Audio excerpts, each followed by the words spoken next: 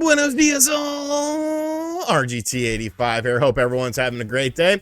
We got some video game news to talk about. A couple stories going on that I definitely want to cover. If this is your first time on the channel and you enjoy video game related content, be sure to hit that subscribe button. Shout outs to you guys, 425,000 subscribers. Cool number. I like round numbers like that. But without any further ado, let's talk about what's going on in the world of video games. Nintendo has made an acquisition, and I am sure there are going to be some YouTube channels out there that make some very interesting videos on this. I'm trying to beat them to the punch because it's really not that big of a deal. But Nintendo has indeed made a pretty sizable acquisition in terms of monetary stuff and in terms of what they are getting. And they bought some land. Right now, Nintendo is, of course, taking place in a building out in Kyoto, Japan. I think I'm saying that right. If I'm not, I'm sorry. I'm not fluent in Japanese. But that's where their main base is. That's where all their development teams are. Well, they bought some land that was right next door. And now they're going to build another building to solidify their R&D development, research and development. And this building will probably be erected by 2027. So we have 5 years until this building is complete. I guess that's a good thing that Nintendo is playing the long game with this and, you know, expanding their offices essentially with this. But I think some people are going to make like a bigger deal about this than it really needs to be. Like, a company grew. Okay, like that's pretty normal when you're successful.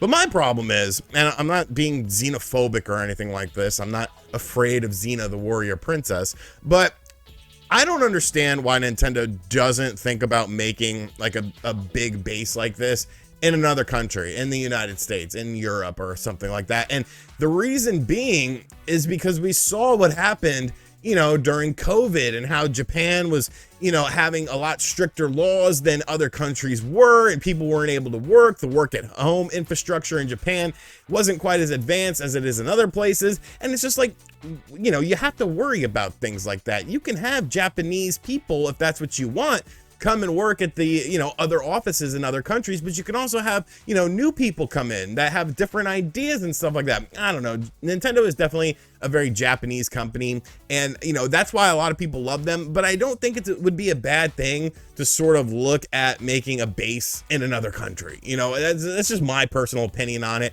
I just feel like it could make a lot more sense than literally building another building right next to the building that you currently own. But hey, I'm not Nintendo. I haven't sold over 100 million copies of my latest system, so what in the hell do I know? But yeah, Nintendo is expanding and they're making another big building. Woo! This next story is very interesting to me because obviously a lot of people have been talking about PlayStation Plus for the PS5 recently because there's some major upgrades coming to it. There's different tiers that you can get. We'll learn more about it over the summer, but PlayStation Plus is a bit of a hot topic. Well, PlayStationLifestyle.net just did a write-up on Oddworld Soulstorm, which of course came out in the very early portion of the PlayStation 5's life cycle. I believe it came out in the spring, so like 3-4 months after the PlayStation 5 released. This game was available for free on PlayStation Plus, but it seems like that was not a good thing for the company, and that was not a good thing for the game. So let's read this article together, and then I have some very interesting thoughts about this. I have a link to this article in the description box down below should you want to read it. It's actually very well done. Shout out to Rebecca Smith. You did some good work here. I actually really enjoyed this, but evidently, as the free game for a month, this was devastating to Oddworld Soulstorm, the downside to PlayStation Plus. So basically, they talk about how the game was supposed to come out in January 21, but there wouldn't be many PS5 consoles in the hands of gamers.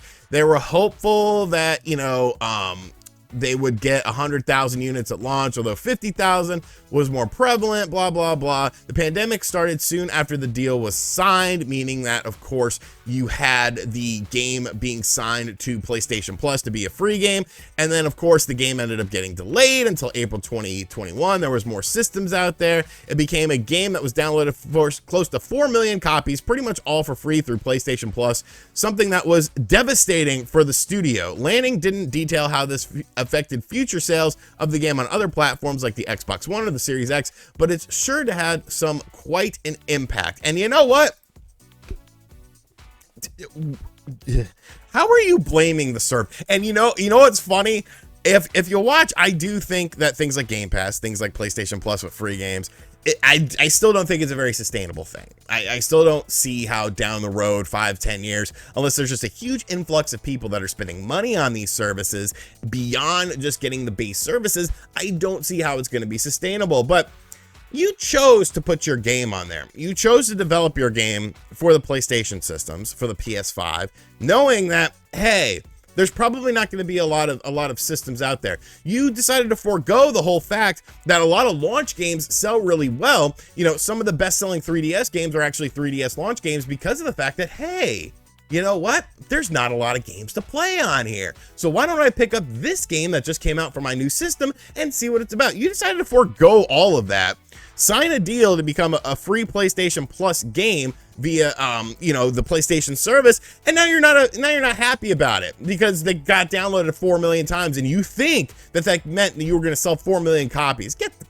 Just stop this bullshit. Stop this bullshit. Look, you made a conscious decision to do this. There's obviously a risk and reward factor. Oddworld was not going to sell 4 million copies on the PlayStation 5. No chance in hell. But it probably could have sold better than you anticipated it would have sold because of the fact that, hey, people were buying PlayStation 5 games no matter what they were. No matter what came out, people were interested in it, whether it was a great game or a crappy game. So I don't sympathize with you for essentially making a deal with the devil and then not being happy with the results of this. You chose to do this. You knew the risk and reward factor of this, yet now it's a big problem. We're going to blame the service for not, you know, for giving you sales of a game. But I don't think it's a game that, look, this game was free. I didn't download it. I think Oddworld games are fine, but this looked like just another Oddworld game to me, so I wasn't interested in it, even though it was free. And you got to remember, there's probably a lot of people like me that sort of thought that way, that probably wouldn't have been remotely interested in the game if it wasn't for free. So I don't like this. I mean, there's so many other instances of things like Game Pass and PlayStation Plus potentially hurting game sales. But when you're talking about a launch title for a brand new system, if I'm a company, it's so stupid to me. That's why companies put so much stuff and so many ports and stuff at the start of a system, because they want to get those easy buys, because people are looking for a game to complement the big launch game of the system. It's been that way since the dawn of time. Do you need me to come in there and give you a business lesson? Because I will do it for a fair price. But yeah, check out this article. I'll have a link to it in the description box down below, but I have no sympathy for you, as Scott Steiner would say.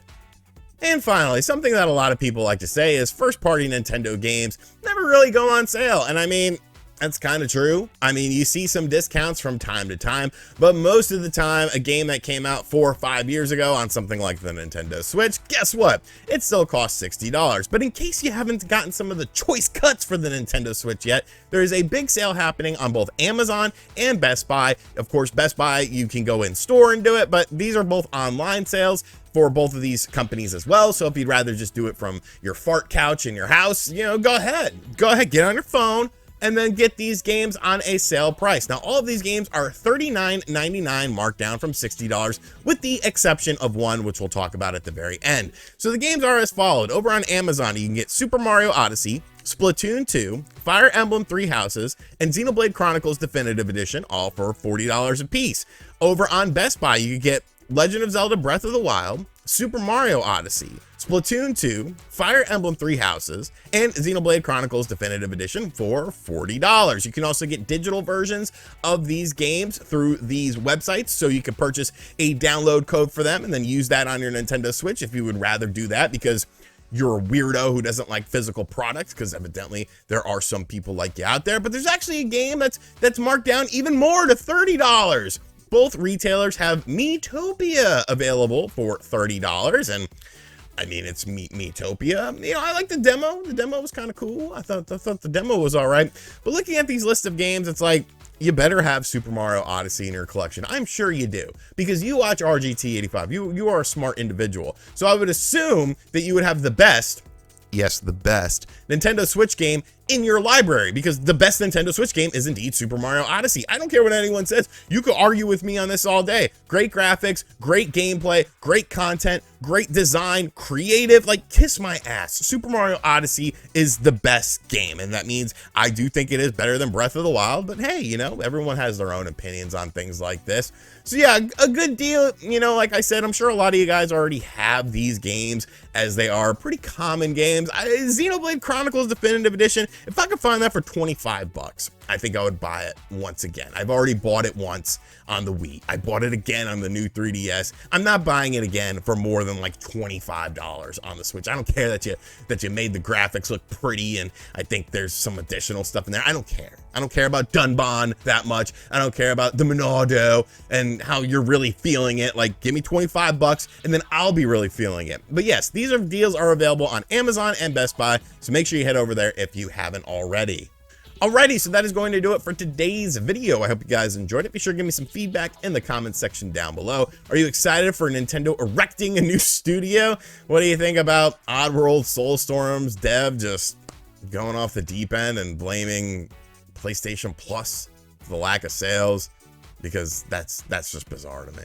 That's bizarre. And of course, these Nintendo Switch deals. Are you picking up any games? And as always, guys, thanks for checking out this video. Once again, thank you for 425,000 subscribers. Thank you guys for the House of the Dead review views, man. That got over 100,000 reviews. I definitely didn't have that pegged. That's a bad word. I didn't have that pegged to be, you know, a very successful video, but I'm glad to see that it was. Appreciate you guys for watching that. If you haven't checked that out yet, make sure you check that out. And as always, I'll catch you guys on the next video. Later.